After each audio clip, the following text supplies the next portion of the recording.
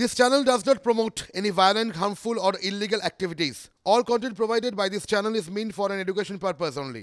চাকরি চেয়ে জেল হেফাজতে হকের দাবিতে কালীঘাটে বিক্ষোভ করছিলেন তারা।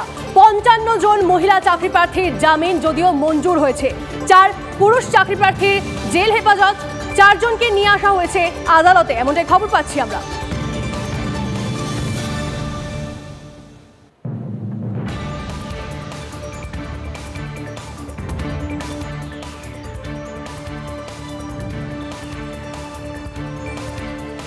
হকের দাবিতে কালীঘাটে বিক্ষোভ দেখিয়েছিলেন তারা।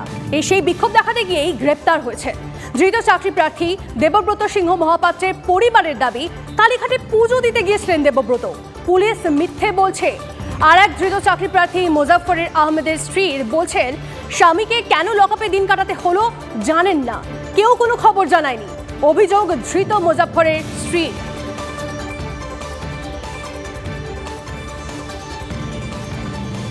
আমার ছেলে কালীঘাটে পুজো দিতে আমি পাঠিয়েছিলাম। আমার সদ্য নাতি হয়েছে, সদ্য নাতি হওয়ার জন্য কালীঘাটে একটা মানত ছিল, ওই জন্য পুজো দিতে পাঠিয়েছিলাম ছেলেকে।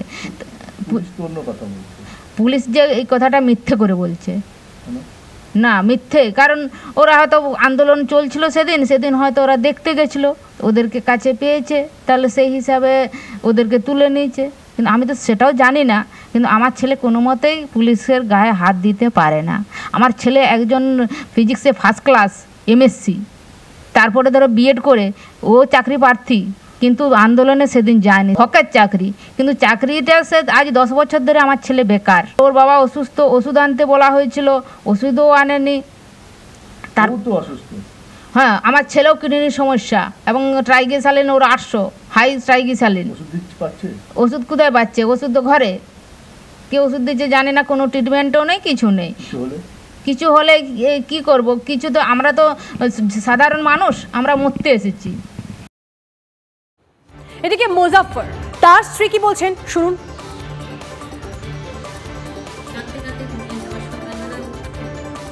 মুখ্যমন্ত্রীর কাছে করজোরে নিবেদন করছি, আমার স্বামীর যেন কোনো রকম ধারা না দিয়ে, সরকারি কোনো বিধান না দিয়ে মুক্তি দেন। আমার ছোট বাচ্চা আছে, বাচ্চার দুধ সেদিন আনতে যাবে বলেছিল, বলে আমি ফেরার পথে দুধ এনে দেবো, কিন্তু এখনও পর্যন্ত বাড়ি আসেনি। আমার বাচ্চাটা 3 দিন দুধ খেতে পায় না। আমার শ্বশুর শাশুড়ি, বয়স্ক শ্বশুর শাশুড়ি, আমার শাশুড়ি হচ্ছে হাই প্রেশারের পেশেন্ট, এনার ওষুধ আনার কথা ছিল, সে ওষুধটাও পর্যন্ত তিনি এখন আনতে পারেন। আমার কি সেফটি আছে? রাত্রে কি কোনো সময় আমার কোনো সুযোগ অসুবিধা হলে কে আমাকে দেখবে? আমার দেখার মতো কোনো মানুষ আমার বাড়িতে নেই।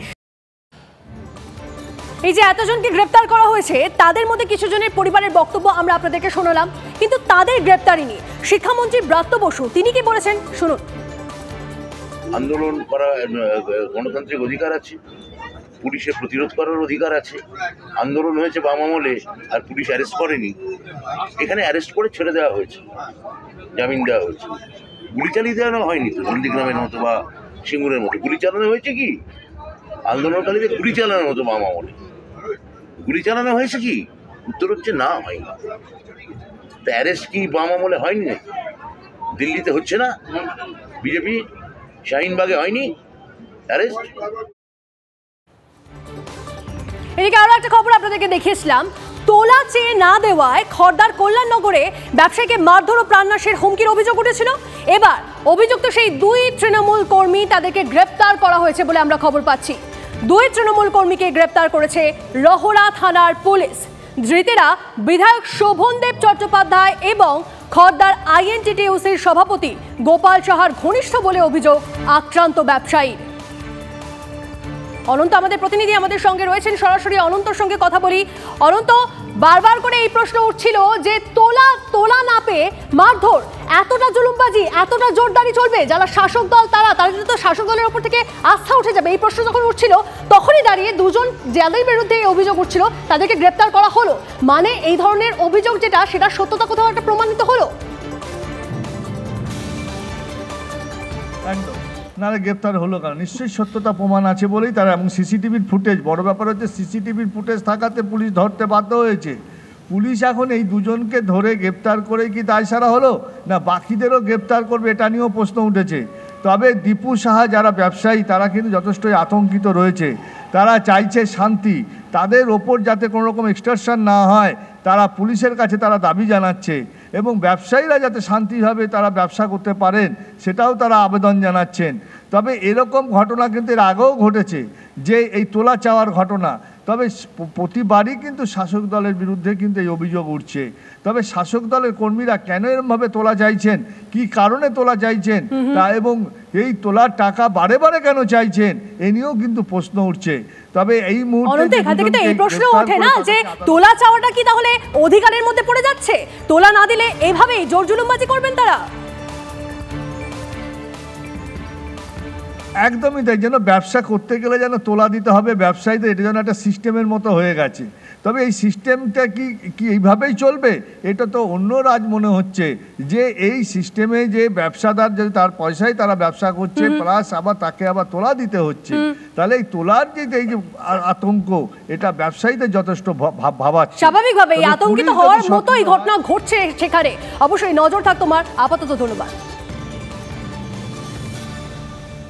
এই 5-6 হাজার টাকা দে, এখনই দেখি মদের নেশা করে এসছে, এরকম ঝুলে পড়ে যাচ্ছে, খুব স্ল্যাং ল্যাঙ্গুয়েজে আমাকেও গালাগালি করছে। আমি থামাতে গেছি, এখান থেকে সব ভাঙচুর করেছে, আমাকে এই যে শার্ট টেনে ছিঁড়ে। কেন তো সাহস, কেন, কার লোকেরা? এরা আমাকে পরে জানতে পারলাম এটা গোপাল শাহর ছেলে, মানে এরা পানশিলায় থাকে, পানশিলাতে থাকে। গোপাল শাহ আগে?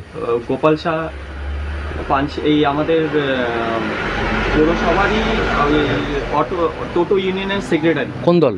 তৃণমূল কংগ্রেস। ডাম্পার বলেছে ওটা, ও তো গোপাল শাহ জন্য মদ নিয়ে আসে, তারপরে এই তোলাবাজিগুলো করে। দলের বদলে সে দলের উচ্চতর নেতৃত্ব সব বিষয়টাই জানে, সব জেনে শুনে যদি তারা ঢোক গেলে তারা তা কিছু বলেন নেই, তো উচ্চতর নেতৃত্বটা বুঝবে।